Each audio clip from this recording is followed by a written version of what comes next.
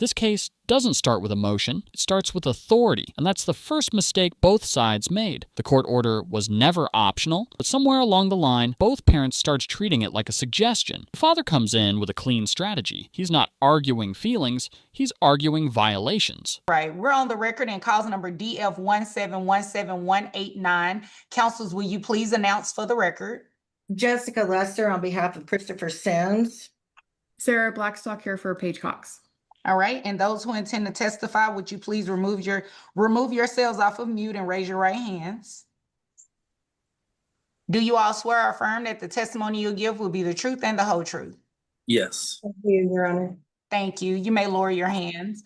All right, we're here today on a motion for enforcement brought by Mr.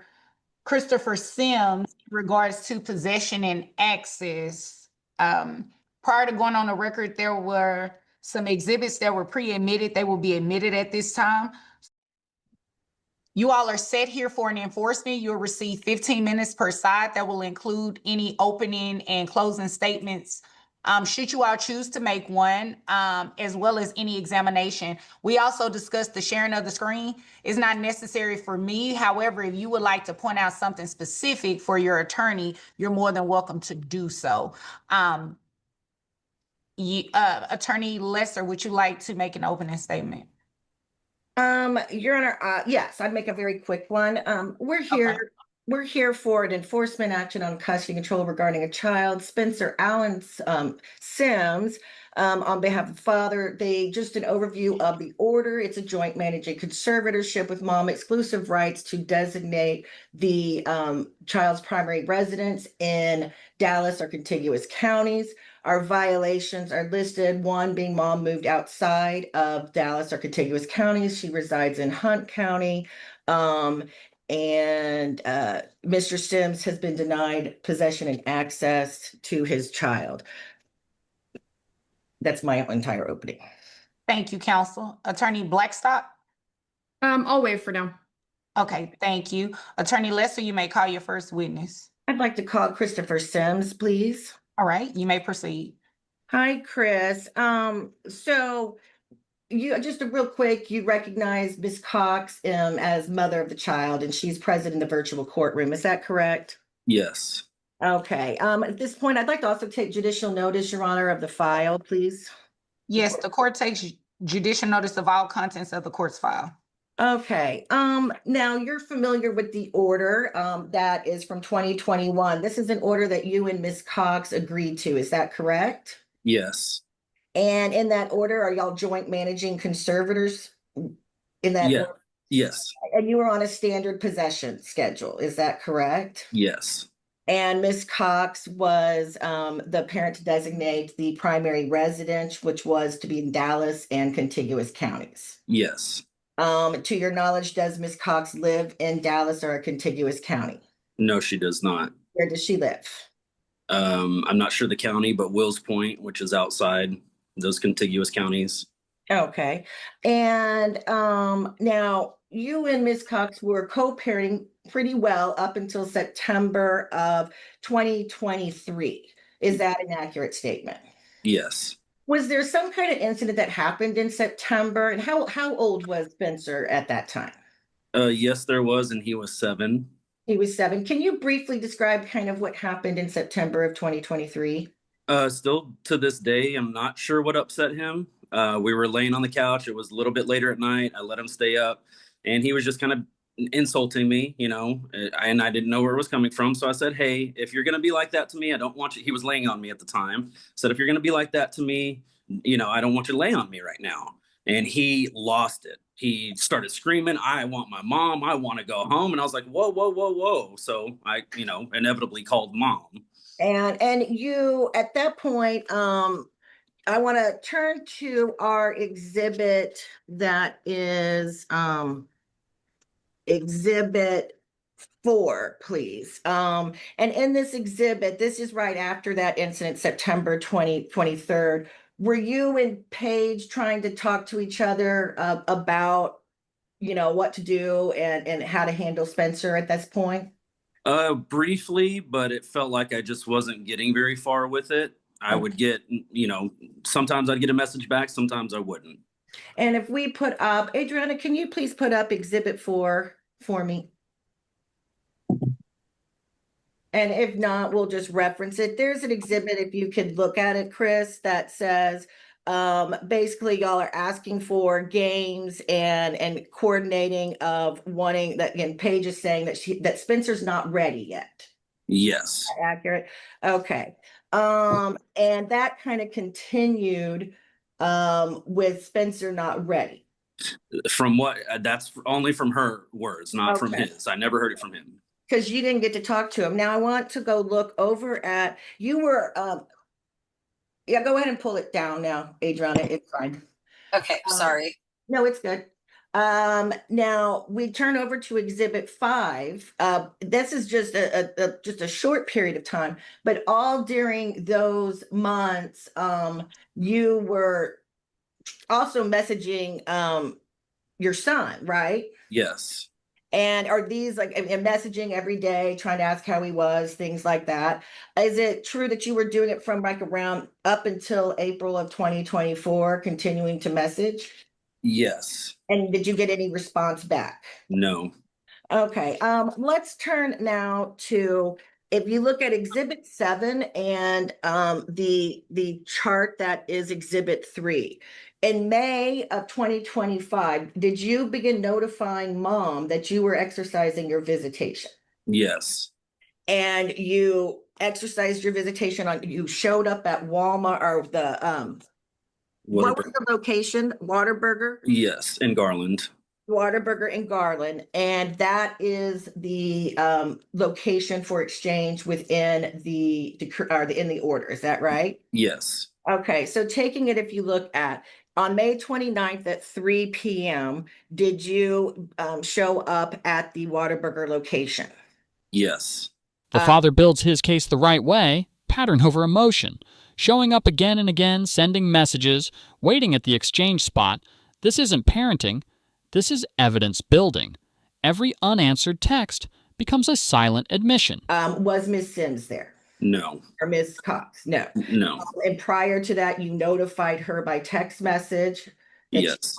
All right. Now, also on June 6th at 3 p.m., did you show up at the Whataburger? Yes. Was Ms. Sims there? No. Did you wait around? I wait for 30 minutes every time. Okay, every time. So if I were to ask you these same questions on this violation chart, would your answer be the same, that you showed up at the designated time and that location and you waited for 30 minutes on each of those occurrences? Yes, and I documented it. And every time before, did you send a text message over to Ms. Cox that you were exercising visitation? Yes, I did.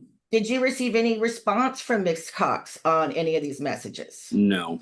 Did she inform you that there were any emergencies or anything that would prevent her from showing up? No.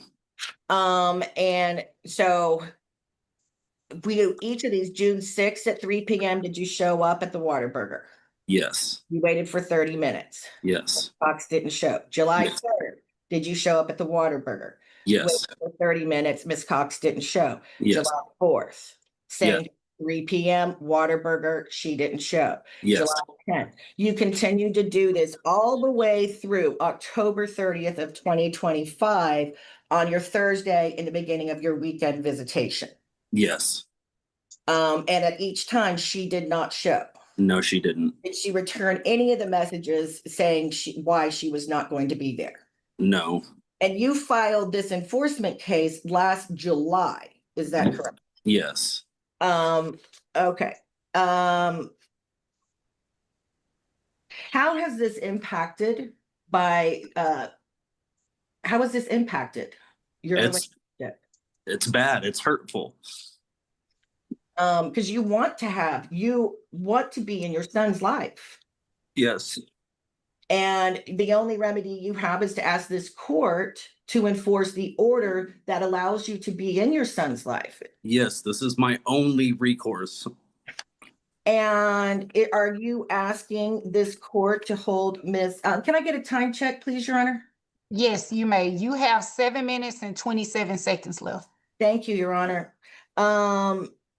Are you asking this court to hold Ms. Sims in contempt? Yes. Are you asking this court to provide you with some makeup visitation in order to establish a relationship with your son again? Yes, please. And are you asking in that contempt, and you're leaving it up to the court's discretion with respect to jail time and the remedies that are available that you've put out in this order? Yes. Did you ever abandon your son? Never. I would never abandon my son ever. And you continuously tried to exercise visitation from 2025 every time? Yes. And you've received no response to your efforts? Yes. I pass the witness. Thank you, counsel. Attorney Blacklock Cross. Just a few. Blackstock, I'm sorry. There's just a few questions. Let me see. When you were looking at, I believe it's your exhibit 5, the text messages labeled from father to child, do you recall those? Yes. Did I see a few messages there? They're all one-sided. Did you ever get any response from Spencer? No. How did you know he had access to a device where those were going? This is where I was Go ahead. talking to him previously before the incident. When was the last time you heard anything from him on there? It was probably, I'd say August before the incident. We would text. I would get calls from mom, when he was having a bad moment. And okay, so around August 2022 then? Mm-hmm. Okay. Jumping to when you were going over the possession periods that you were texting, saying you were at the location. You said I documented it each time you said you waited 30 minutes. How did you document it? I got a receipt when I showed up at the Whataburger. Okay. And I got a receipt when I left. Okay. Did you not bring any of those today? This is part of the case we built that we're presenting today. That's how she got those dates. Okay, but there's no receipts and evidence to show that you were actually there. I have pictures too. Okay, we don't have any in evidence today. Okay, just making sure I wasn't missing something. Pass the witness. Okay.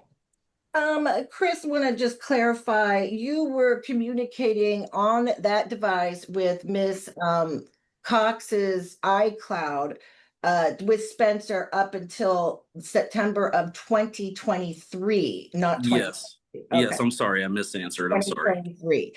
And when we put together but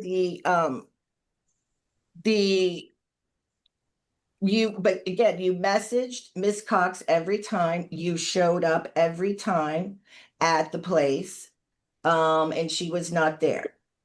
Yes. And up until that point, do you have any other method to communicate with Miss Cox, and your son? No, just her phone number and that tablet, I guess, email. Okay. And has Miss Cox ever given you any information about how your son is doing in school? No. 2023. Doctor's appointment since 2023? No. Has she had, now you've also been paying your child support, correct? Yes, and I'm current. No further questions. Okay. All right, counsel, you may call your next witness. I'd like to call Paige Cox, please. Yes, ma'am. The mother steps in, and everything shifts from structure to justification. She admits the key facts. No responses, no appearances, no court modification. That's dangerous, because once you admit the actions, your only defense becomes the reason behind them. And for timekeeping purposes, Attorney Lesser, you have 5 minutes and 13 seconds. Attorney Blackstock, you have 13 minutes and 28 seconds. You may proceed. Thank you, Your Honor. Ms. Cox, did you receive these text messages saying that Mr. Sims was going to exercise possession, correct? Yes. And you did not respond to him, correct? We had already hired attorneys. Yes. Back in May, you hired an attorney in May of 2025. I already had an attorney. Yes. Okay, so you did not respond to a text message. You did not show up to the location. Did you Correct.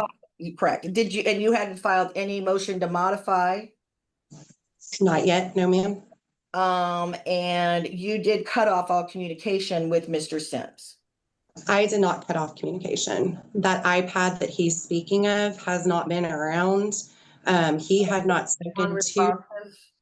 He Sustain, had not. sustain. Wait for the next question. Oh, okay. All right. So you moved. Where do you reside now?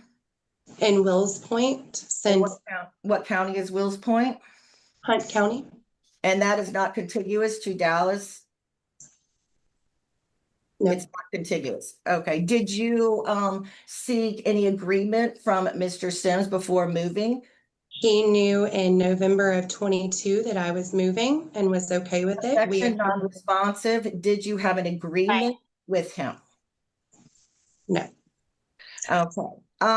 Do you agree that it's important to have frequent and stable contact with both parents to ensure the emotional and physical well-being of your child? I do. All right. And you understand that a joint managing conservator is to share rights and responsibilities and providing information, I do. but you did not. You did not share information. No. Have you listed Chris as an emergency contact at the school? He is on all of Spencer's papers. Okay. Birth certificates and all. Birth certificates at the school. Is he able to obtain records at the school as a father? Yes. Okay.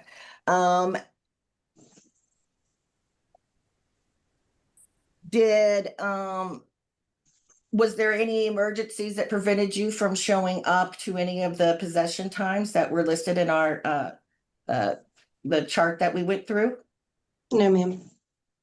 Did you encourage Spencer to go to his exercise visitations? Spencer is very afraid. Did you encourage Spencer to communicate with his father? I have asked multiple times. When was the last time you asked Spencer to engage with his father?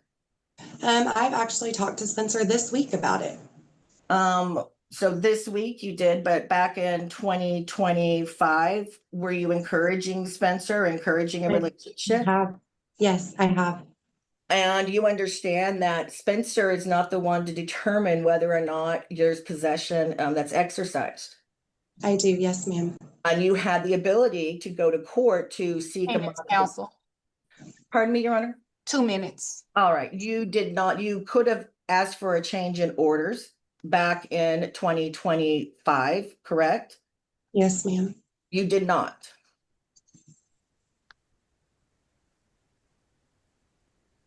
You did not seek a change in the orders. I didn't know if that was a question. I apologize. No, ma'am, I have not. Okay. No further questions. Okay. Attorney Blackstock, would you like to ask questions of your client on cross or wait until your case in chief? I have a few for cross. Okay, go ahead. Okay.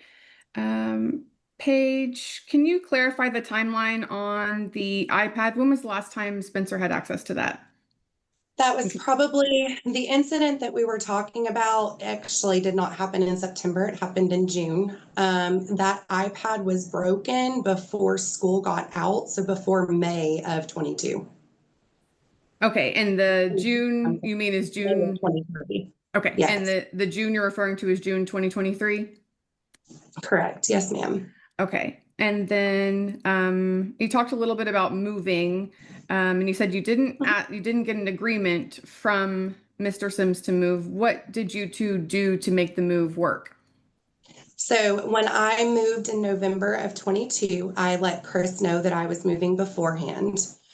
He had no issues with it. We even changed our meeting place to the Buc-ee's in Terrell as a halfway point for us. And we continued to do that. Okay, thank you. And to clarify, Ms. Lesser asked you about filing a modification. Have you done that in 2025 now? We have filed a modification. Correct. Yes. And we're waiting for a temporary orders hearing right now, right? Yes, ma'am, we are. Okay, pass the witness. Okay. Did you provide Mr. Sims another that access to, I mean, that's your iCloud account. Did Spencer have another device that he could have communicated with that same ID? He has not up until just recently. And he does have a phone now, which is why we were trying to get counseling set up and everything else for Chris to start. Sustained after he has not. And so you did not provide any other method for Mr. Sims to be in communication with his son? No, ma'am. No further questions. All right. Counsel, you have 52 seconds left. You may call your next witness. I just want to reference, please, that we've testifying by affidavit and declaration on attorney's fees, as well as the attorney's fee summary chart that is listed on there. Okay. And you all have stipulated to that? Yes, we've allowed the admission. That is our end of our exhibits of 7, 8, and 9 in your packet. Okay. All right. So no questions then, Attorney Blackstock. The father paints confusion. He doesn't understand what changed, why communication stopped, why access disappeared. The mother paints a moment, a single night that changed everything. A late call, a distressed child, fear that stuck. No questions for Attorney Lesser. Regarding the fees, no questions. Okay. All right. So Hey, Attorney, we're trying to be good for you, Judge Bailey. Come on. I just have to ask. I don't want to make any assumptions. Attorney Lesser, do you rest? I do rest, Your Honor. All right. Attorney Blackstock, you may call your first witness. Can I have a time check, please, Your Honor? Sure. You have 12 minutes and 8 seconds. Thank you. You're welcome. Okay, I'd like to call my client, Paige Cox. All right, you may proceed.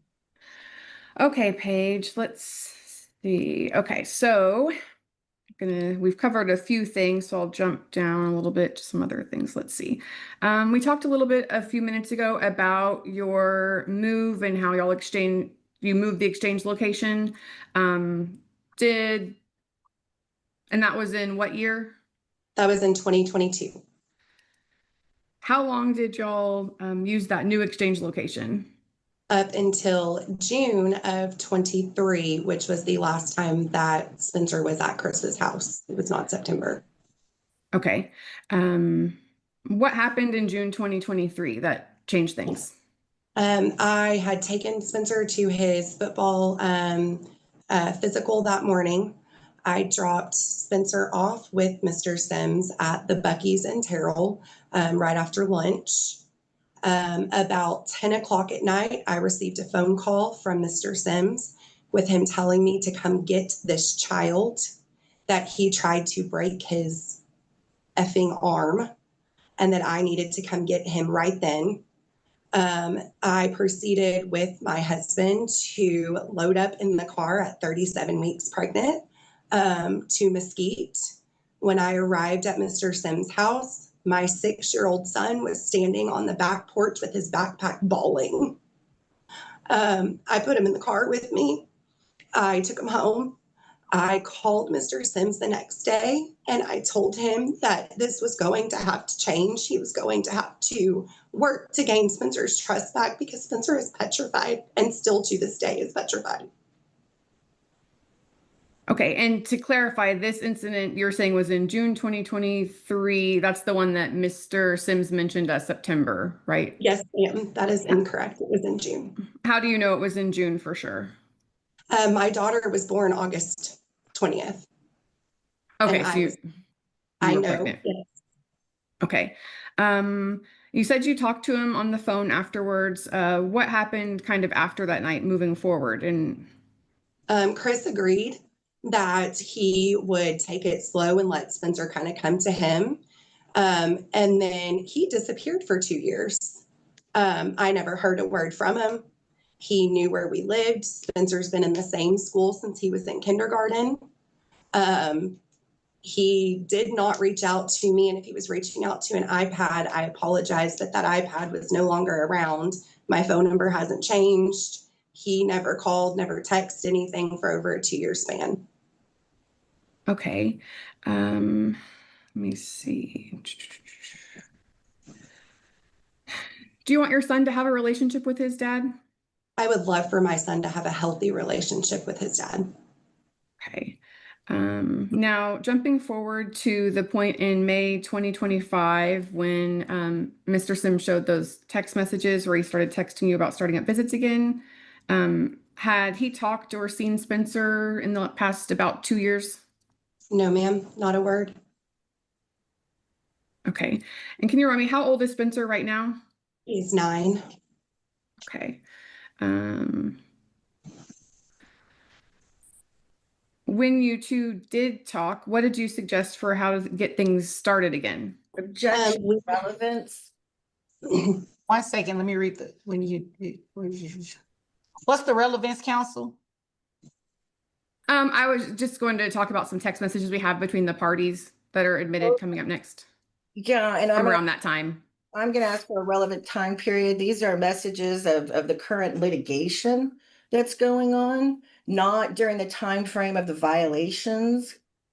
I mean, some of it is, but it's up to, right now we're just here for an enforcement hearing. I mean, this is talking about May 2025, which is when your chart starts, the violations start in the text messages. So it's related, so are the text messages between the parties related to the violations themselves?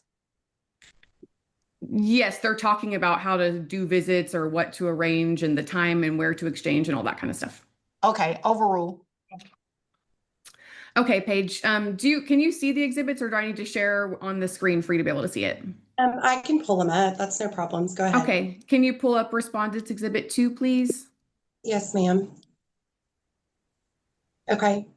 Okay, do you see that first message? Who's in the black? Oh, wait. I'm trying. It's loading. Okay. I'm so sorry. Counsel, which exhibit number is this? Respondents Exhibit 2.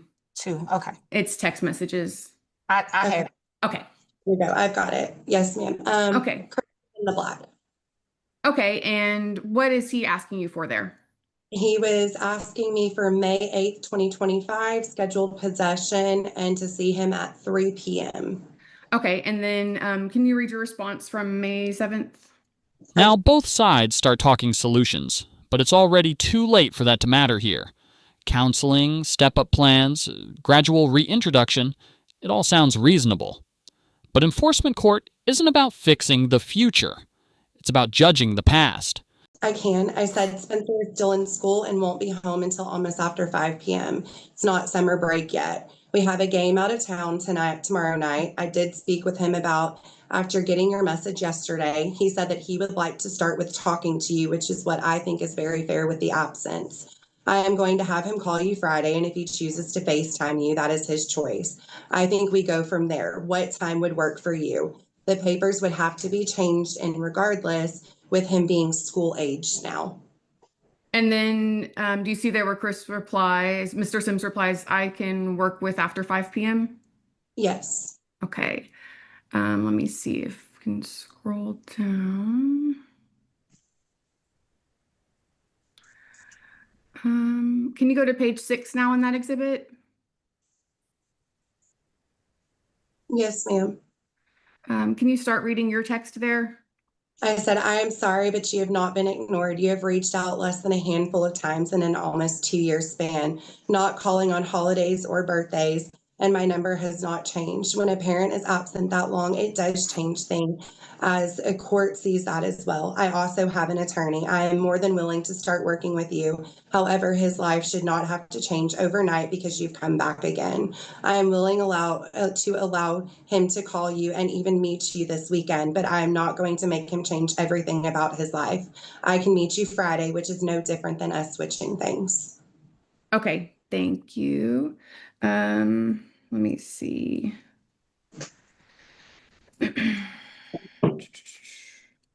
So jumping forward a bit, since this case has been pending over the past several months, what else have you done to try to get visits with Mr. Sims going again?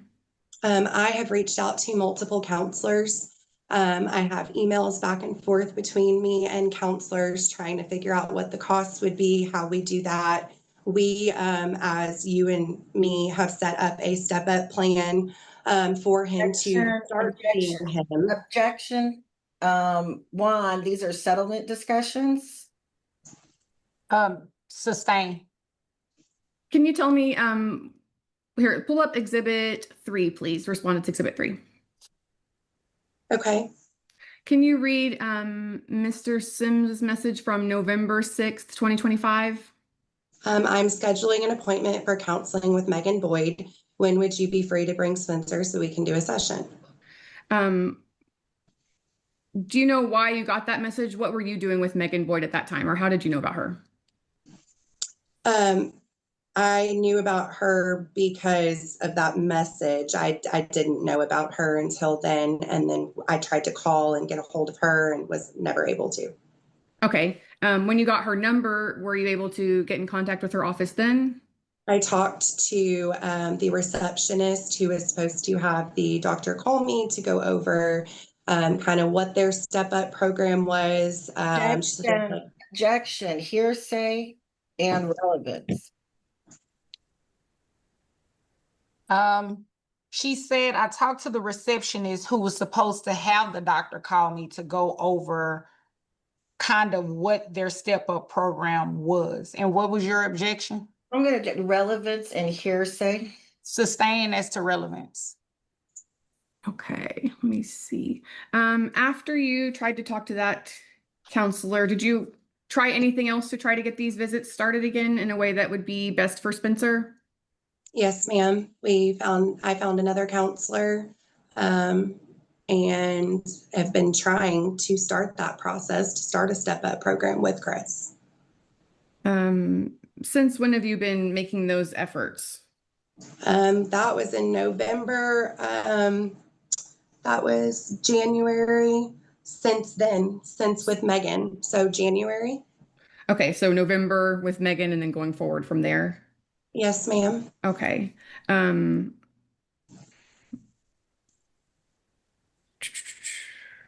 me see.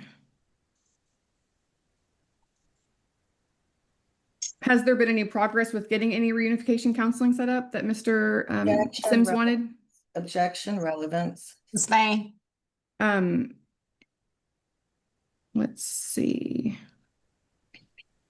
Is there anything you haven't mentioned yet that you can tell the court about how this has been for Spencer, or what's going on with how we can get this started, or what the issues are? Spencer is having a very hard time.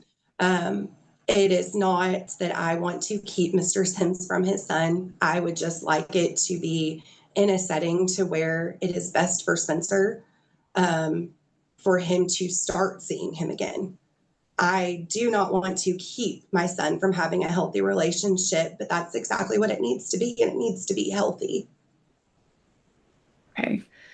Let me see if there's anything else. Pass the witness. Okay. No further questions. All right. Attorney Blackstock, you may call your next witness. You have 2 minutes and 40 seconds left. Okay, let me see. I'll call Mr. Sims just very briefly. Okay, you may proceed. Mr. Sims, did you see the text message where you mentioned, I think her name's Megan, the counselor? Yes. Why did you suggest counseling with her? I was looking at 3 counselors, and she was one of them. And what were you hoping to do there? Get reunification therapy going with my son. Did you end up scheduling an appointment? Objection, relevance. Sustain. Pass the witness. All right. Anything further from this witness? Sorry. Attorney Lesser? No. Okay. All right. Closing arguments reveal the real strategy. The father's side keeps it simple. Violation, violation, violation. No distractions, no emotional deep dives, just facts tied to the order. That's exactly how enforcement cases are won. Attorney Blacklock, you may I keep calling you Blacklock. Sorry. Attorney That's- Blacklock, you may call your next witness. People usually want it to be Blackwell, so that's no further witnesses other than just myself, like Miss Lesser, with attorney's fees, but otherwise no one else. Okay. And is it the same agreement? Yes, Your Honor. All right. All right. And otherwise, if I have a little time, I have just a brief closing, but otherwise I can rest. All right. You may proceed. Okay. Well, hold on. Let me see if Attorney Lesser wanted to give a closing. You have 52 seconds. 52. Yes, I will give a closing. Go ahead. Your Honor, we're here today on a very cut and dried issue of whether or not possession was accessed. The big highlight I would like to say is that it was unilaterally, she decided to move. My client was trying to co-parent in the best way possible.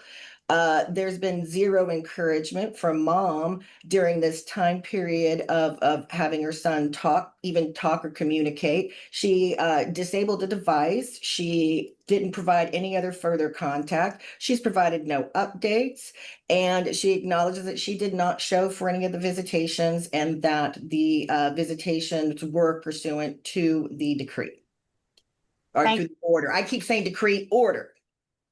Thank you, counsel. All right. Attorney Blackstock. Okay. So over the past, before this enforcement was filed, Mr. Sims had no contact with the child and very little contact with respondent after the incident that happened in June 2023 when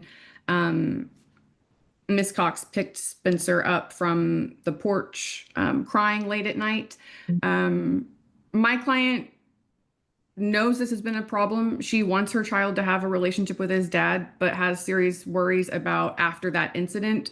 Whatever that happened that night, she wasn't there. She only saw the aftermath, has caused some stress for the child, and she's worried about just throwing him back over there for full weekends again, which is why she was trying to work with Mr. Sims to get things started again and get them talking and reunification counseling like he suggested, to try to get things going again. Her phone number didn't change. There was nothing saying that she had to have the iPad for the child. It's just an iPad that no longer was available and didn't work anymore. Basically, we're just asking the court today to kind of look in that. We know this is a pretty black and white issue a lot of the time in terms of visits showing up versus not showing up. But here there's some gray area after the incident that happened where Ms. Cox had to drive at, I believe she said 11 p.m. to pick up her son on a Saturday evening during his dad's weekend. That has distressed the child. So we're looking for a way to get things started again with dad, but in a way that's best for the child and works for everyone, and make sure that he is safe and healthy and happy and able to go to his dad's house without such distress and whatever happened happening again. Thank you, counsel. All right. This is classic in what happens when parties stop following court orders, and the court encourages people to to come up with their own schedule, right? Because I think that works best for everyone. The issue lies when that agreement no longer works. You automatically default to the court order.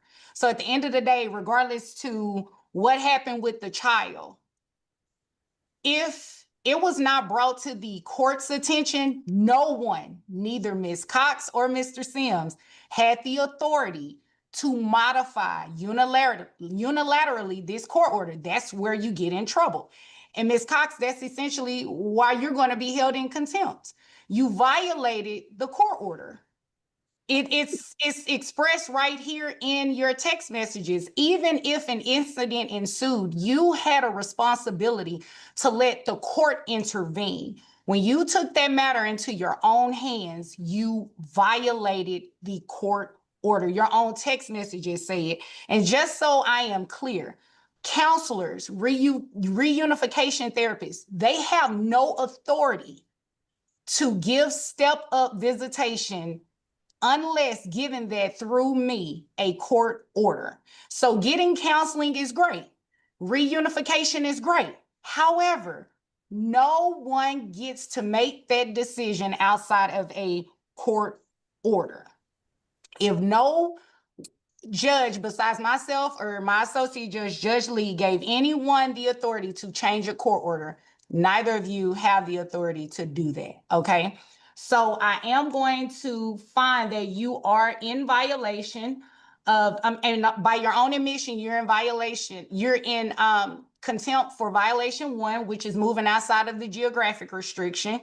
Again, you have to ask a court order to do that, because when you move, even if dad agreed in the beginning, once there was no longer an agreement, you are held to that court order. So you moved well beyond the geographic restriction, because I believe Will's point is on your way to Houston, right?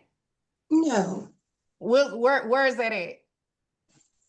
I mean, it's right past Quinlan. So from Terrell, like 15 minutes. So Okay, maybe I'm thinking about something else, but even still, that's not contiguous to Dallas County. Contiguous is like Collin, Kaufman, what's another one? Johnson, Ellis. You move well beyond the geographic restriction. So even if he wanted to exercise, he has to drive even further to get to the child. And that's not fair. It's not fair to you to have to put the child in the car and drive that far. It's not fair to him to have to meet you, and it's not fair to that child. And now he's in the middle of it. He's 9 years old. The judge doesn't hesitate, and that tells you everything. This was never a close call legally. The ruling centers on one principle. No one has the right to modify a court order on their own, not the mother, not the father, not even a counselor. And he was left with these feelings. Mr. Sims, if what she says is true about there was a break in your visitation, the court is not berating you or anything. You have your reasons. All I say is you have to stay consistent in your child's life, because whatever time period you've been gone, whatever memories he was left of with whatever happened, that's what he's left of. And those feelings are real. He has those feelings. So with you not being around, even if it was something outside of your control, all he has are those feelings, okay? So I want everybody to understand that it's not fair to the child. Mom, you're also being held in contempt for violations 2, violation 3, violation 4, violation 6. And essentially that's based off your own testimony as well as the text messages. Attorney's fees are going to be awarded in the amount of $6,500.50. That is going to be allowed to have makeup time. Counsel, I need the one thing did I miss it in the summary of requested relief, the amount of days that dad was asking for in makeup time? Yeah, I didn't put in an exact amount of days in there. And obviously I need to fill in this order. So I mean, there's so many days of makeup time. It's over 200 days. Yeah. And yeah, I need some makeup time. And Mom, whatever the makeup time that the court is going to give, you're going to do all the driving, because you moved out there and it's not fair for dad to make that drive. So you're going to be responsible for doing all the driving. Did I say the amount of attorney's fees? The amount, yes. Yes. $6,005.50. I misspoke. So $6,005.50.